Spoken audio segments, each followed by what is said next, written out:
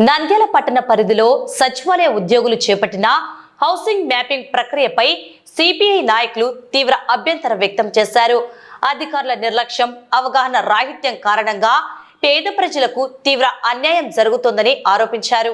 నంద్యాల పట్టణంలో సచివాలయ సిబ్బంది సరైన విధానంలో హౌస్ మ్యాపింగ్ చేయకపోవడం వల్ల అర్హులైన అనేక మంది పేదలు ప్రభుత్వ సంక్షేమ పథకాలకు దూరం అవుతున్నారని సిపిఐ పట్టణ నాయకులు మండిపడ్డారు. ఈ సమస్యపై స్పందించిన సిపిఐ ప్రతినిధి బృందం మున్సిపల్ డిప్యూటీ కమిషనర్ కళ్యాణి బాయికి నేడు స్వయంగా కలిసి వినతి పత్రం అందజేసింది.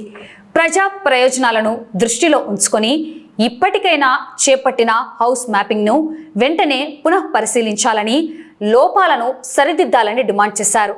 అంతేకాకుండా క్షేత్రస్థాయిలో పనిచేసే సచివాలయ ఉద్యోగులకు మ్యాపింగ్ ప్రక్రియపై పూర్తి స్థాయి అవగాహన కల్పించాలని కోరారు.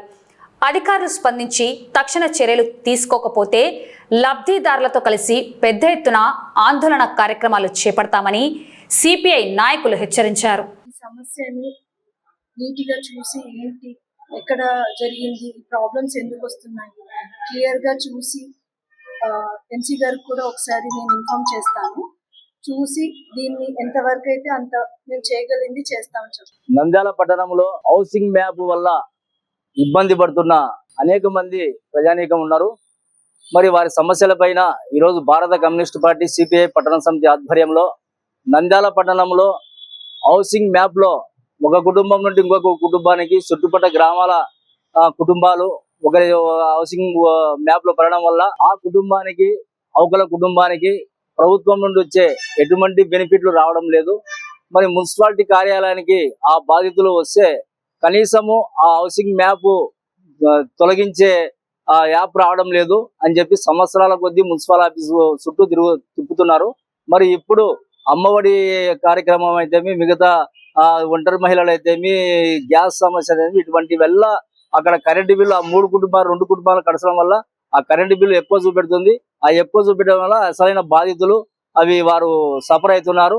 మరి సమస్య ఎక్కడుందని పరిశీలన చేస్తే మరి అవగాహన లేని సచివాలయ ఉద్యోగులు, ప్రభుత్వ అధికారులు ఇక్కడ ఇంటింటి సర్వే అని చెప్పి వార్డులకు పంపించడం జరుగుతుంది.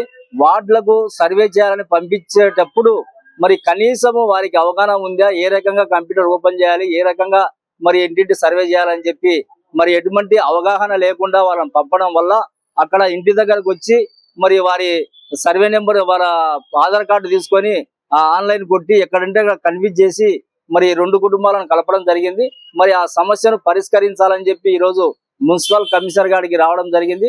కమిషనర్ గారు లేరు, అసిస్టెంట్ కమిషనర్ కళ్యాణ్ బాయ్ గారికి మరి మెమరాండం ఇవ్వడం జరిగింది.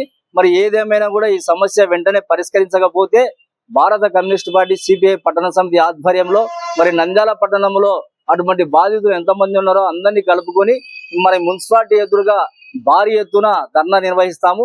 మరి అప్పటికి కూడా పరిష్కారం కాకపోతే జిల్లా వ్యాప్తంగా కావచ్చు, రాష్ట్ర వ్యాప్తంగా కావచ్చు ఈ సమస్యను తీసుకుపోయి మరి ఈ ఉద్యమాన్ని ఉధృతం చేస్తాము. ఎందుకంటే మరి పేద సాదా వారు మరి 2 కుటుంబాలు కడసాం, వాళ్ళకి అసలు అవగాహన లేకుండా మాకెందుకు మరి ప్రభుత్వ బెనిఫిట్లు రావడం లేదని వారు పరిశీలన చేస్తే మరి ఈ రకంగా బయటపడుతున్నవి. ఇది ప్రభుత్వ అధికారులు మరి సచివాలయ ఉద్యోగుల తప్పిదమే ఇది. మరి వెంటనే ఈ సమస్యను పరిష్కరించకపోతే భారీ ఎత్తున ఆందోళనకు పిలుపునిస్తామని సందర్భంగా హెచ్చరిస్తున్నాం.